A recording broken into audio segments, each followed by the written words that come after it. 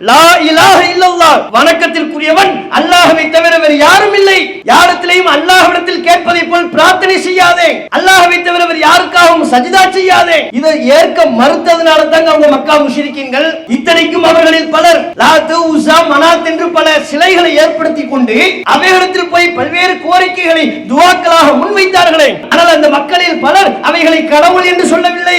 எந்த எண்ணத்தில் போய் கேட்டார்கள் என்பதையும் குர்ஆன் அல்லாஹ் சொல்லித் தருகிறான். வயஅபுதூன மின் தூனில்லாஹி மா லா யதுர்ருஹும் வ லா யன்ஃபஉஹும், தங்களுக்கு எந்த தீங்கையும் செய்யாத, தங்களுக்கு எந்த நன்மையையும் தராத அல்லாஹ் அல்லாதவற்றை இவர்கள் வணங்குகிறார்கள். ஏப்பா இதையெல்லாம் வணங்குறீங்கன்னு கேட்டா, இங்க போய் ஏன் துஆ செய்றீங்க, அங்கே போய் என் குழந்தையை கேட்கிறீர்கள், நோய் நொடியை நீக்குமாறு அங்கே நீங்கள் பிரார்த்தனை செய்ய வேண்டிய அவசியம் என்ன என்று கேட்டால் அவங்க சொல்லக்கூடிய பதில் அல்லாஹ் சுட்டி காட்டுகிறான். ஃபயகூலூன் ஹாஉலாஇ ஷுஃபஆஉனா இன்தல்லாஹ், இவைகளெல்லாம் எங்களுக்கு அல்லாஹ்விடத்தில் பரிந்துரை செய்யும். அல்லாஹ்விடத்தில் நாங்க நேரடியா கேட்க முடியாது.